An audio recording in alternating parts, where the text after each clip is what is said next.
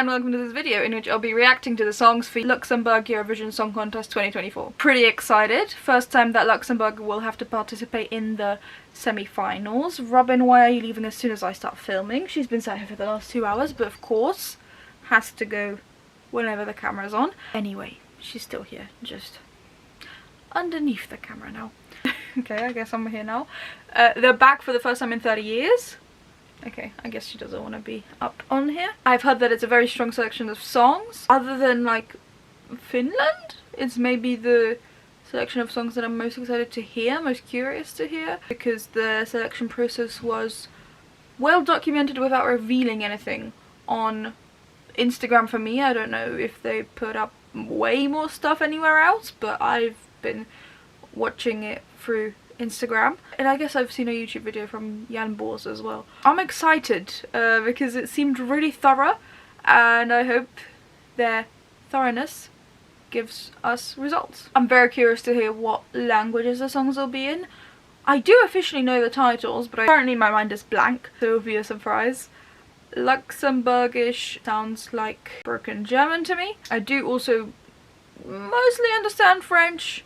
Obviously English is an option. I was actually watching one of the videos of them documenting the selection process on Instagram, and it took me maybe solid 20 seconds to figure out it's in a language that I'm not meant to understand, because it all just sounded basically like a German with maybe a weird accent. I was trying to figure out the entire time what language is this in, but I was also understanding every single word until someone else started speaking. Not a voiceover person, but someone actually caught on camera. So I guess professionally recorded clear Luxembourgish I understand, maybe, if my brain's in the right mood for it. But I'm excited to see what the songs are, and I wanted to wait until they're all out together so I can listen to all of them, which is why I didn't record this video earlier. I wanted to listen to all of them at once so I didn't have like bias because something bad happens during the day or something like that, or something great, so that I can refocus on the songs, hopefully. And if I'm in a weird mood, then I'm in a weird mood for all of them, and my ranking should still be valid for my music taste. Okay, let's start listening. Yeah, Robin. I did just cough for no reason, which is why there's tears in my eyes. Just to prove that she does this on purpose. She just jumped up here by herself. I've listened to half a song worth of notes so far. Half a song, and she's jumped up here. I'm glad you like your spot at least. Okay, so I've listened to the songs, and to be honest, because of how much excitement I've seen about this, not really because of songs, I'm a tiny bit disappointed. I will go through my top 8, still, to be honest, the difference between my 8th spot and my 2nd spot is minimal, and I do have a favourite, but it's not a landslide win, in my opinion. And if we see staging at any time before the actual show, it could have also changed in the meantime if I was listening to the songs normally and not setting my 5 listens rule. But I would like to talk about each song. I know you can't really hear it in a studio version, but it sounds like they've chosen good vocalists who can sing live. Most of them have sort of inoffensive radio songs, and even if they don't, they all sound quite generic. Only the one that is my favourite, I would say, isn't generic, or at least generic in its genre. In my 8th spot, I've unfortunately got Believer from Joel Marquez. The chorus was unexpected with the guitar for me, but the rest of it still sounded really generic, and I don't think there was really any particular original message in the song, and it didn't hook me. I can recognise, however, that it's a very well put together song, and if it was on the radio I wouldn't even bat an eyelid, which is why I think the quality is pretty high,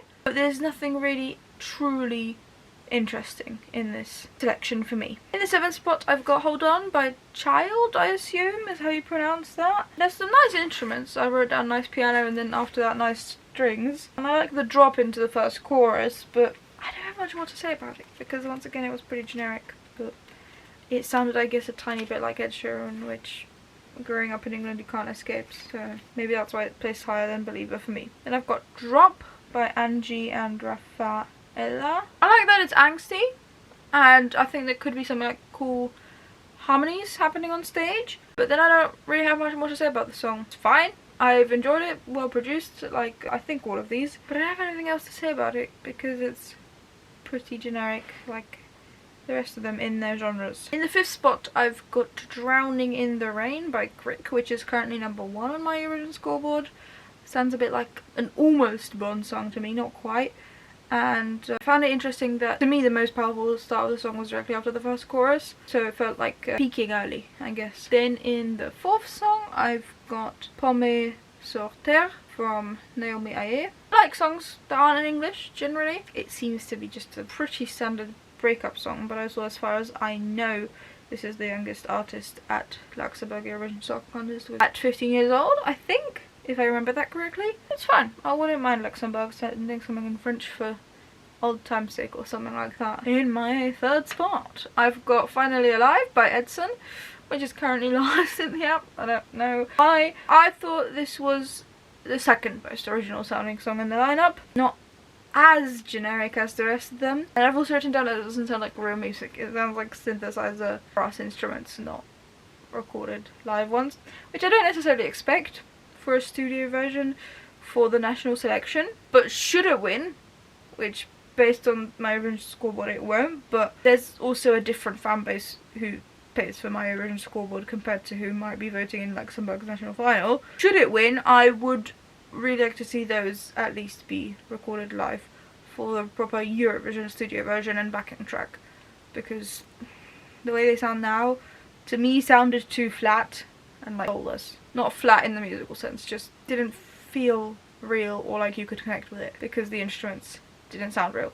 If they are, and they've just been audio engineered or edited or whatever like that, then I'm pretty confused, but to me it sounds like they're not. Also, when the word spaceship is sung, it got a lot louder for me, and I don't know if that was just my phone deciding to do that, or if that's genuinely a production thing, that it's meant to be loud because the spaceship taking off would also be loud, maybe? But it was odd. And the whole song does feel a bit sped up. And then I wonder once again if that feeds back to TikTok or not. Or being TikTok's fault, not being made for TikTok. In the 2nd spot, I've got The Devil in the Details by One Last Time. This is my style of song, and it wasn't put together badly, which is probably why it ended up so high.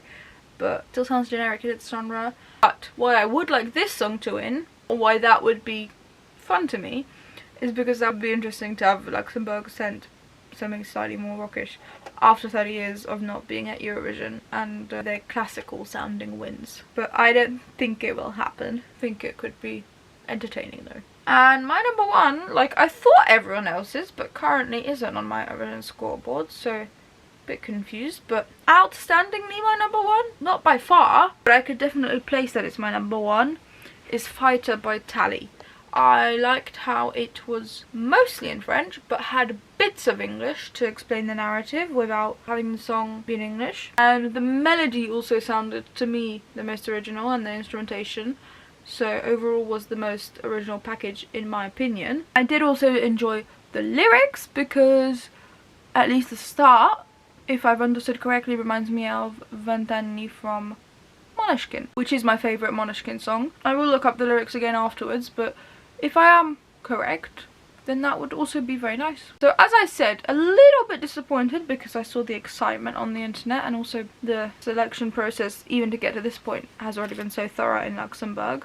So that confuses and or worries me slightly. But if that's what they've chosen and they think they can make it work, because they've also, the interviews with people behind the scenes have made it sound like Luxembourg is going for the win, then power to them. And I'm excited to see what happens. Can't believe I've just listened to some songs from Luxembourg for 2020's Eurovision. That's an interesting concept, but exciting too. Thank you ever so much for watching this video. I really do hope that you enjoyed it, that you got something out of it. I'll see you in the next one whenever that shows up in your feed. Bye!